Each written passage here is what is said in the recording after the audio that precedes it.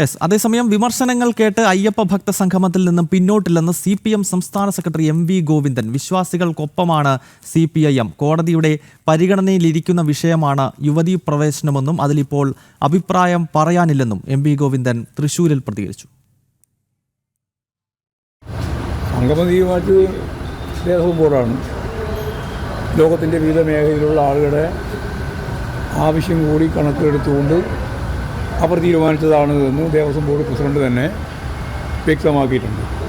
അതിന് രാജ്യത്തിൻ്റെ നല്ല അംഗീകാരവും കിട്ടിയിട്ടുണ്ട്. ലോകത്തെമ്പാടുമുള്ള അയ്യപ്പ ഭക്തന്മാരുടെ അംഗീകാരം അതിന് ലഭിച്ചിട്ടുണ്ട്. രാഷ്ട്രീയമായ ഉദ്ദേശത്തോടുകൂടി മതത്തെയും വിശ്വാസത്തെയും കൈകാര്യം ചെയ്യുന്നവരുടെ പേരാണ് വർഗീയവാദികൾ. യുവതീ പ്രവേശനത്തെ നമ്മൾ അനുകൂലിക്കുന്നു. ഞാൻ യുവതീ പ്രവേശനം ആദ്യമായി വിട്ടു.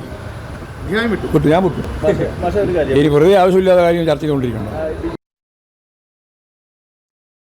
സാനു കെ സജീവി വാർത്തയുടെ വിശദാംശങ്ങൾ നൽകും. സാനു, ഈ യുവതീ പ്രവേശനത്തെ പറ്റി വിട്ടുവെന്ന് ഇദ്ദേഹം ഇപ്പോൾ പറയുന്നു. പക്ഷേ നമുക്കറിയാമല്ലോ 2018 ആരാണ് ശബരിമലയിൽ ആചാരലംഘനം നടത്തിയത്, അന്നത്തെ CPMന്റെ നിലപാട് എന്തായിരുന്നു എന്നുള്ളതൊക്കെ. രണ്ടാമത് ഇവിടെ പറഞ്ഞു വെക്കുന്നത് വർഗീയമായി ഈ അയ്യപ്പ ഭക്ത സംഗമത്തെ ചിത്രീകരിക്കാൻ ശ്രമിക്കുന്നുവെന്ന് MV ഗോവിന്ദൻ പറയുന്നു. പക്ഷേ പന്തളം കൊട്ടാരവും മലയരയ മഹാസഭയും ഉൾപ്പെടെ ശബരിമല കാനന ക്ഷേത്രവുമായി വളരെ അടുത്ത് ബന്ധപ്പെട്ട അല്ലെങ്കിൽ അഭിപ്രായം പറയാൻ കൃത്യമായി സ്വാതന്ത്ര്യമുള്ള ആളുകൾ തന്നെ അല്ലെങ്കിൽ വിഭാഗങ്ങൾ തന്നെ ഇപ്പോൾ ഇതിനെ ചോദ്യം ചെയ്ത് രംഗത്തെത്തുകയാണല്ലോ. ഈ ഘട്ടത്തിൽ എന്താണ് MV ഗോവിന്ദൻ പുതിയ ക്യാപ്സൂളായി കാര്യങ്ങൾ നിരത്തുന്നത്?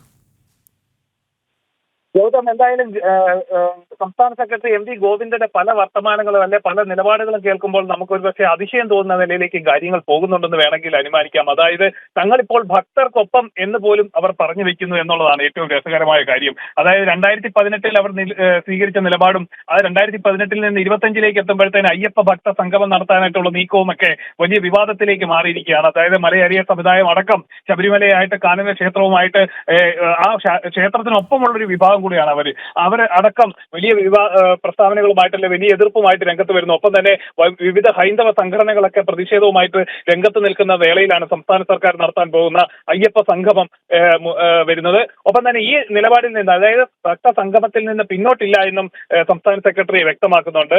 ഒപ്പം തന്നെ യുവതീ പ്രവേശനവുമായി ബന്ധപ്പെട്ട വിഷയത്തിൽ ഇപ്പോൾ പ്രതികരിക്കാനില്ല, അതെല്ലാം കോടതിയുടെ ഭാഗത്തുള്ള വിഷയമാണ്. വർഗീയവാദികൾക്കൊപ്പമല്ല, തങ്ങൾ വിശ്വാസികൾക്കൊപ്പമാണെന്നും MV ഗോവിന്ദൻ പറഞ്ഞു വെക്കുന്നുണ്ട്. അതായത് കോടതിയുടെ പരിഗണനയിലിരിക്കുന്ന വിഷയത്തിൽ ഇപ്പോൾ പ്രതികരിക്കാൻ തങ്ങളില്ല, എല്ലാം കൂടിയാലോചനയിലൂടെയാണ് ഇപ്പോൾ നിലപാടുകളും അല്ലെങ്കിൽ കാര്യങ്ങളും ഒക്കെ തീരുമാനിക്കുന്നതെന്നും MV ഗോവിന്ദൻ വ്യക്തമാക്കിയിട്ടുണ്ട്. ഗൗതം, അയ്യപ്പ ഭക്ത സംഗമവുമായി ബന്ധപ്പെട്ട് ഉരുണ്ട് കളിച്ചുള്ളൊരു നിലപാട് സ്വീകരിക്കുകയാണ് MV ഗോവിന്ദൻ. യുവതീ പ്രവേശന വിഷയം താൻ വിട്ടുകളഞ്ഞു എന്നൊക്കെയാണ് ഇപ്പോൾ CPMന്റെ സംസ്ഥാന സെക്രട്ടറി പറയുന്നത്. മാത്രമല്ല, ചില ആളുകൾ അയ്യപ്പ ഭക്ത സംഗമത്തെ വർഗീയവൽക്കരിക്കാൻ ശ്രമിക്കുന്നുവെന്ന വിമർശനം കൂടി ഗോവിന്ദന്റെ ഭാഗത്ത് നിന്നുണ്ടാകുന്നു. ഒപ്പം ഈ സംഗമത്തെ ആരൊക്കെ എതിർത്ത് കഴിഞ്ഞാലും അതുമായി മുന്നോട്ട് പോകും. അതായത് 2018 എങ്ങനെയാണോ അയ്യപ്പ ഭക്തരെ വെല്ലുവിളിച്ചുകൊണ്ടൊരു നിലപാട് സംസ്ഥാന സർക്കാരും CPMും സ്വീകരിച്ചത്, അതേ വെല്ലുവിളിയും ധാർഷ്ട്യവും CPMന്റെ ഭാഗത്ത് നിന്ന് തുടരുന്നുവെന്ന് വേണം സംസ്ഥാന സെക്രട്ടറിയുടെ പ്രതികരണത്തിലൂടെ മനസ്സിലാക്കാൻ. സാനു കെ സജീവാണ് വിശദമായി വാർത്തയുടെ വിവരങ്ങൾ പങ്കുവച്ചത്.